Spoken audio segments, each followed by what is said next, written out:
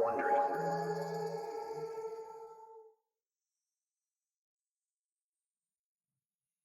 From Wondery, I'm Lindsay Graham, and this is American Scandal.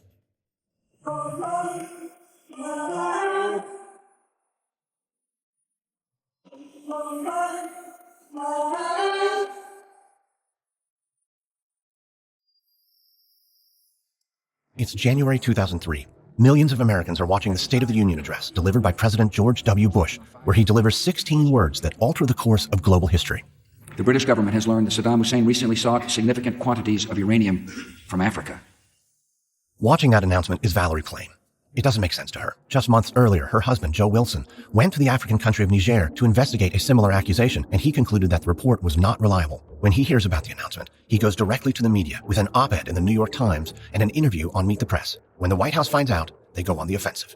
And soon, in retaliation, they leak a big secret.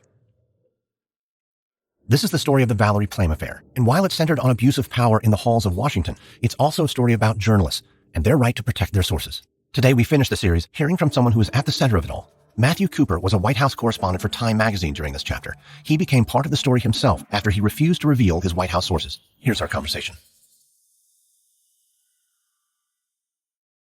American Scandal is sponsored by the new Audible original Bad Republican by Meghan McCain. In her debut audio memoir, Meghan McCain gives a first-hand look into the life of the conservative rebel and departing co-host of The View. You'll hear what it's like to grow up as the daughter of an American icon and to mourn his loss very publicly just 1 year into her tenure as co-host of America's most-watched daytime talk show. Her memoir also reveals how she handled attacks from the U.S. president and her thoughts on cancel culture, dating, and how our country treats new mothers. It's unsparingly honest, deeply relatable, and highly entertaining. Go beyond what you know about Meghan McCain from TV and your newsfeed. Visit audible.com/badrepublican and listen now.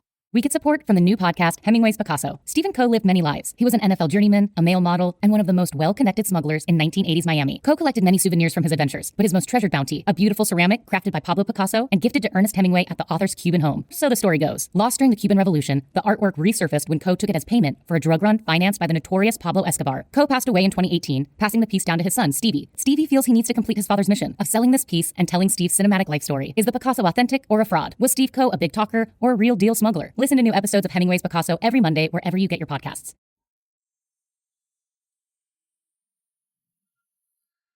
Matthew Cooper, thanks for talking to me today. Hey, thank you. It's great to be here. So the Valerie Plame story is one about journalism as much as it is about politics. You were a journalist for Time when you found yourself in the middle of the story that you were sent to cover. You learned about Joe Wilson when the rest of us did, after his op-ed in the New York Times. That's also probably when the White House first drew their scope on him. Do you know what the feeling was in the White House after his op-ed came out? Well, I think it was their response was at two levels. I think publicly they, listened to the findings and didn't react with any particular vehemence either way. But privately, in phone calls with me and other reporters, they were deeply upset by Joe Wilson's op-ed. They believed, or at least said they believed, that Wilson's mission was a flawed one, that he was sent by his wife at the CIA, and that in and of itself somehow made his mission flawed. And privately, they were against him. Do you know where this animosity really came from? Did you believe their claims that they were against his mission because it was a flawed one, or they were against his mission because it spoke against their narrative? Well, I think it's the latter. I think it spoke against their narrative. If I may just give some context, Wilson's op-ed appeared in the summer of 2003. This was a few months after what seemed like a successful invasion of Iraq and an effort to overthrow Saddam Hussein. But by that time, none of these weapons of mass destruction, which were initially the cause of our war against Iraq, had been found. Wilson's op-ed, which said that he had been dispatched by the CIA to investigate a British claim that Saddam Hussein was looking for uranium in the African country of Niger, Wilson claimed that he didn't find any of that. That undercut the administration's case. The president had cited Saddam Hussein's looking for uranium in Africa as one of the reasons for the war.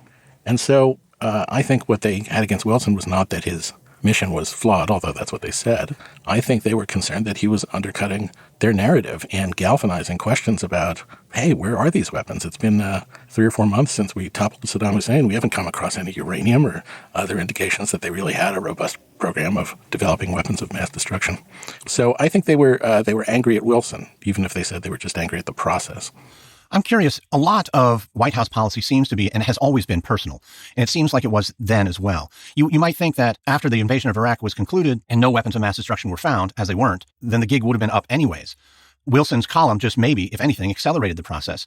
And in fact, probably their counterattack made it more prominent. Why do you think White House politics at the moment were personal when really we are invading a country, which seems like a large and serious undertaking? Well, I think they were deeply concerned that the war, which they had fought so hard to enlist support for, both domestically and overseas, which they had prosecuted and which seemed to have gone relatively smoothly, I think they were deeply upset that anyone questioned at that point the claim that Saddam Hussein had a robust program of developing weapons of mass destruction. And so I think they did take that personally. I think they were also cognizant of the fact that, as Wilson explained in his op-ed, that the reason he went looking for this supposed Iraqi mission to get uranium out of Africa was because the vice president had, raised questions about it and transmitted it to the CIA, and the CIA then called on this former ambassador Wilson to look. So I think the premise of your question is right. I think a huge national matter of life and death, war and peace, came down to something very personal. After Joe Wilson's op-ed, journalist Robert Novak revealed that Wilson's wife, Valerie Plame, was working for the CIA. That was the political firestorm, the moment when it began. What did you feel or see or witness when Novak's column came out? Well, I was struck by it because I had heard the same thing a few days earlier from a source who was Karl Rove, that they were, making a hay of the fact that Wilson's wife was at the CIA and seemed to have something to do with his being sent. And by the way, there's nothing inappropriate about that. It's not like going to Niger as a junket. There's no Four Seasons hotel in Niger. It's not like they were sending him for a vacation. And Valerie Plame had worked on issues of nuclear proliferation, so it was not unreasonable. Plus, Joe Wilson had been a diplomat in the Middle East, in Iraq, in the first Gulf War. So there was nothing troublesome about Wilson being the one who got sent to do this mission. In any event, as you asked, my reaction to the Plame thing was, it was now clear to me that they were dissing Joe Wilson very heavily behind the scenes, and that there was, as I co-wrote in a piece for Time magazine, there was a war on Wilson that was going on a kind of subterranean level with journalists. And that's what struck me the most. Well, it sounds like one of the chief architects was Karl Rove, who you just mentioned. Remind us who Karl Rove is. Well, Karl Rove was, in many ways, the best known member of the George W. Bush administration. He was a political consultant and strategist from Texas, where Bush was the governor. He had helped Bush with his previous campaigns to become the governor of Texas, and was the architect of Bush's two victories in the presidential race.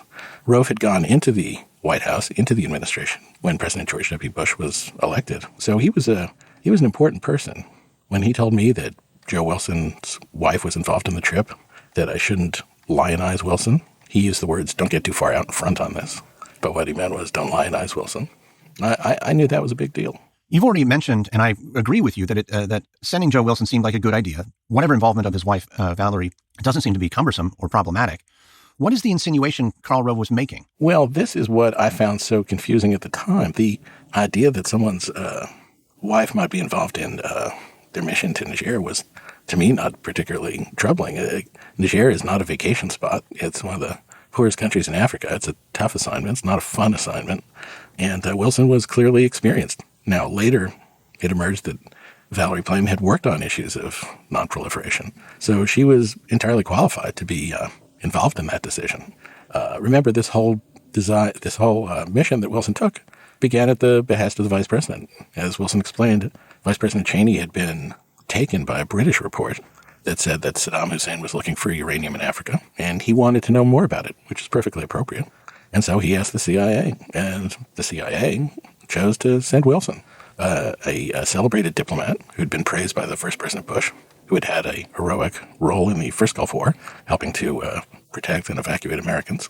And it seemed perfectly appropriate that they send someone of his caliber. So I was quite taken aback by the dissing of Wilson, and that's what I tried to convey in this piece I co-authored called A War on Wilson. I wanted to convey that there was a subterranean war going on to diss him, even though publicly their comments had been rather benign. Well, let's get to how you enter the story. It is with this article, A War on Wilson. What was in that article in particular? Well, that article, which was co-written with two of my Time magazine colleagues, basically said that in the week or so that had transpired after Wilson's original op-ed, it basically made the case that there was a kind of subterranean war on Joe Wilson, that the White House was dissing him. And it wasn't just Karl Rove to me. It was the vice president's chief of staff, Scooter Libby, one of the most prominent supporters of the war, as was his boss, Vice President Dick Cheney. And so in this piece, I wanted to make it clear that, Novak, the columnist who exposed Plame's identity, just kind of repeated what he had been told. I tried to make it clear that there was a whole drama going on behind the scenes. So that's what I was trying to do in the summer of July 2003. And little did I know that this would lead to me being ensnared in a legal case that would go all the way to the Supreme Court. Well, which part ensnared you? Well, it was clear from the piece that we had spoken to people who had, like Novak, revealed Plame's identity. And it became clear that there was going to be a real outcry about finding out who leaked her identity. Democrats called for an investigation, and not only an investigation, but they called for a special counsel to investigate and discover who did this and whether there was anything illegal. Indeed, the CIA itself had made a criminal referral to the Justice Department about this, which is what kicked off the legal part of this story. So it became clear pretty quickly that the Justice Department, the FBI, was going to come knocking, and eventually they did come knocking. In the small town of Fox Lake, Illinois, Joe Glinowitz was a hometown hero and 30-year veteran of the local police department. On September 1st, 2015, just 1 month from retirement, he was found dead outside an abandoned cement plant, shot in the chest twice at close range. While the town and Joe's family mourned his passing, hundreds of police officers launched a manhunt to find his killer. After weeks of searching, the lead investigator discovered chilling secrets about Joe, the local police department, and the village of Fox Lake. These were secrets that, once uncovered, would put the town in the national spotlight and haunt them for years to come. Wondery's shocking true crime podcast, Over My Dead Body, is back for a 3rd season with a story about corruption, betrayal, and the secrets of a fallen hero. Follow Over My Dead Body Season 3, Fox Lake, on Apple Podcasts, or you can listen early and ad-free by subscribing to Wondery Plus in Apple Podcasts or the Wondery app. Hey, I'm Mike Corey, the host of Wondery's Against the Odds. In our next season, I'm telling the story of a group of Chilean miners who are trapped half a mile underground when their mine collapses. At first, rescuers fear that the men were crushed to death under tons of rubble. Then, when they make contact with the miners, they must undertake a rescue operation unlike any other in mining history, one that will be watched by over 1 billion people around the world. This is the incredible story of how mine experts, rescue specialists, politicians, and even NASA teamed up to reunite 33 men with their families on the surface. Follow Against the Odds on Apple Podcasts, Amazon Music, or wherever you're listening right now.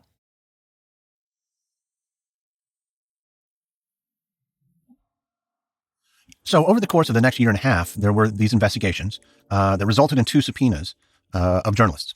You and a New York Times journalist named Judith Miller, who had also received leaks like you did. Judith Miller ended up spending 85 days in jail after she refused to reveal her sources. You also did not reveal your sources initially. Why? Why would you put yourself, and why would Judith put herself in such jeopardy? Well, there's a principle in journalism, and I think it applies in some other cases, like clergyman and a parishioner, husband and wife. There's a kind of sacred principle in the law that affords confidentiality to certain kinds of conversations. In my tribe, in journalism, this is really kind of sacrosanct, because only if people are assured of anonymity and confidentiality will they come forward as whistleblowers. That's what happened in the Watergate case in the 70s. It's what happens often in all kinds of cases of corporate and government malfeasance. People come forward only if they can protect their identity. And, if journalists violate that, it's a big deal. It's going to have a chilling effect on other people who might want to come forward, and it might constrict the flow of information to things that, the American people need to know. And so myself and Time Inc., the parent company of Time Magazine, took this claim very seriously, hired some of the best lawyers in America, and fought this case all the way to the Supreme Court. I should say that other journalists were called to testify along the way in this case, to varying degrees, including Novak himself, including the late NBC Washington bureau chief and host of Meet the Press, Tim Russert, even the legendary Bob Woodward. So lots of people were called in this case, but it was clear that Miller and I had a particular knowledge that the prosecutor wanted to know about. How was this time for you? I mean, you're literally looking down jail time. How did you manage? Well, it's intimidating. I was in my early 40s. I had a young son. I was very concerned about it. On the other hand, look, I wasn't facing criminal charges. I had no one accused me or any other journalist of a crime. What I was facing was contempt of court, a refusal to respond to a subpoena. And, the way that works is they, in effect, hold you there until you decide to speak. You have the keys to your own cell if you decide to speak. So, I was quite concerned about it. I knew that the case law to protect journalists in a situation like this was not great, that if I was in state court, lots and lots of states, 49, in fact, have some kind of protection for journalists. But I was in federal court, and it had been determined by the Supreme Court some 30 years earlier that there was no such protection for journalists or their readers in federal court. So I knew I didn't have a lot of legal protection. I knew the case wasn't likely to go well, and it was of concern to me, to say the least. You mentioned that you were in your early 40s and had a young child. How did you prepare your family for what you were potentially facing? My then wife was supportive and understood, came from a family journalist and understood what was at issue for me as a reporter. The tougher thing was having the young son, just 6 years old. And at some point, we did have to tell him that I might be going away for a while. Funny thing is, it happens, we'd been reading some of the original Dr. Dolittle books, the famous character in film and books who can talk to the animals. And in one of the Dr. Dolittle books, Dr. Dolittle breaks the law and frees a seal who's been held by a malevolent circus, master. And he has to go to jail for a little while. So even though I hadn't broken the law, I was in contempt of court, but I wasn't a criminal. That was a useful analogy to explain to my kid, hey, this happens sometimes. You don't want to go against what the court or police say, but sometimes it happens. And I was glad for Dr. Dolittle's example. Eventually, though, you did reveal your sources, but only after they allowed you to disclose. Well, that's right. And that's what happened with Judith Miller, whose case was joined to mine as it went through the courts. Eventually, she received permission. Yes, both the important sources for that piece for me, Karl Rove and Scooter Libby, said it was okay for me to speak. They said it was okay for that kind of a revelation. And so I did not go to jail. Judith Miller got her similar kind of permission to speak a few weeks after she'd been in jail. And, eventually we both testified. Let's talk about your second source, Scooter Libby. He was a former advisor to Vice President Dick Cheney and eventually was sentenced to prison himself on several felony counts, including obstruction and lying under oath. What was your conversation with him? I understand that it was both on and off the record. But first, what are those distinctions? Well, you have to be fairly specific with the source because sometimes people have differing definitions.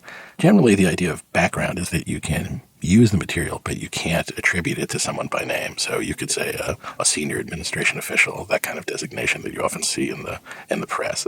That's background, where you can use it, but you have to protect the person's identity. Off the record is, generally you can use it to confirm something, perhaps, but you can't quote it in any way the way you could on background. Now, I spoke to Scooter Libby a few days after I talked to Rove. He was just getting back to Washington after joining Vice President Cheney for christening a new aircraft carrier, the USS Ronald Reagan. And we spoke very quickly. He was kind of in a rush. And, I asked if he had heard about this Plame thing, about, that she had been involved in dispatching Joe Wilson. And he confirmed that. So I now had a couple of people talking about Plame. My colleagues had some others. And I think at that point we were ready to write a story that said, hey, there's a war on Joe Wilson. They might be being relatively benign above ground, but underground with reporters, they were really attacking him. But, Libby was convicted of these accounts of lying to the special prosecutor, obstructing justice. He was had his sentence commuted by George W. Bush. Actually, it was reduced. I mean, he still lost his law license and had to pay a serious fine. Eventually, President Trump came along and got rid of that as well. So he's, in effect, 2 presidential pardons have, been offered to him and taken. And so, I testified in that trial, as did a number of journalists. And it's an interesting case because the original underlying crime or alleged crime of leaking her name was never prosecuted or let alone convicted. There was, in the end, just a case about lying to the prosecutor. And that's what often happens in a lot of criminal cases. That's what happened with Martha Stewart, for instance. It wasn't about the underlying issue of manipulating securities. It was about whether she had lied. And so a lot of cases become, in effect, perjury traps. And this was one of them. I believe the conversations you had with Rove and Libby were characterized not so much as planted information, that they directly came out and said Valerie Plame is a spy, but they might have confirmed rumors that you'd already had. Is that correct? Well, in the case of Libby, it confirms what I had heard from Rove, but the information Rove imparted to me was something I'd never heard before. I had never heard that, one, that they were really upset about Wilson behind the scenes, and I had never heard of his wife. We had our conversation before Novak had his, but Novak was the one who revealed her identity. So no, I had not heard about her. He had given it to me and put it out there. Now, to be fair to Rove and Libby, the original person who told Robert Novak about all this was a State Department official named Richard Armitage, who worked for Colin Powell, then the Secretary of State. And Armitage, ironically, was not a big fan of the Gulf War, as Powell was not. And so that surprised a lot of people. A lot of people thought, well, whoever started all this was going to be a super defender of the war like Dick Cheney and Scooter Libby, but it turned out, ironically, that it was just kind of a gossipy mention of her by this Armitage, who was relatively opposed to the war, that got all this rolling. It's one more interesting twist in a crazy case.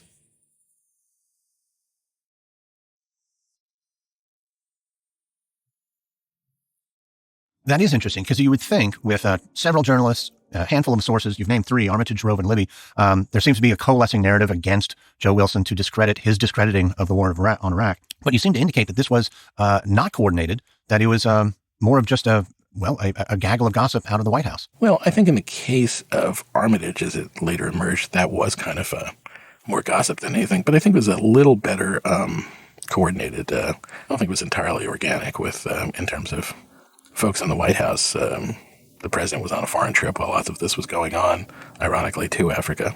And, there were people there who were making similar points to some of my colleagues. So I think there was a little bit more coordination than that, but at least one part of it began as just kind of, gossip. And, which is kind of incredible. I think what's at stake here were a couple of very important principles. They were kind of in some ways in conflict with each other.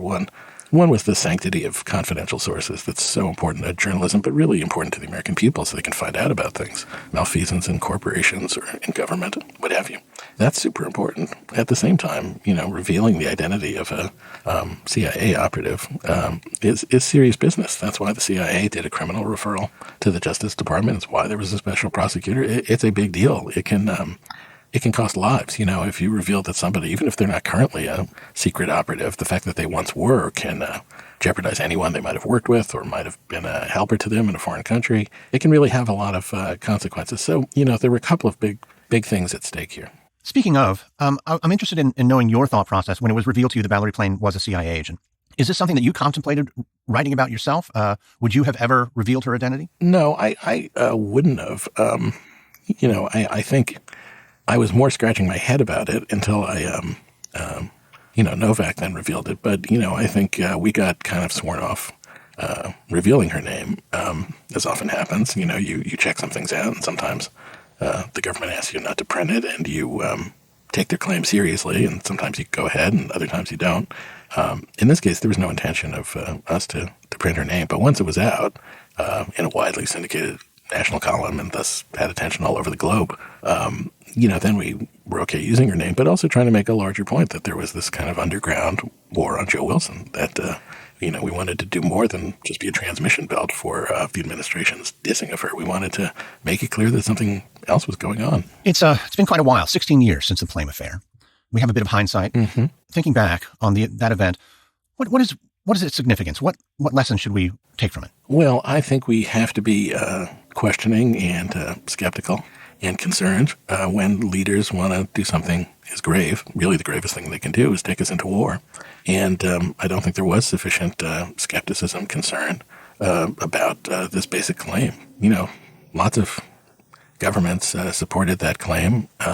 Even people who opposed the war often, took it at face value that Saddam Hussein had nuclear weapons. In fact, that was some of the opponents of the war cited that as a reason not to do the war. So I think it's important we not only, question whether it's a good idea to go into war, but question each premise, because sometimes these things aren't true. And we're seeing that in some recent reports out of Afghanistan that, that we were kind of fed some misleading stuff about how well the war was going.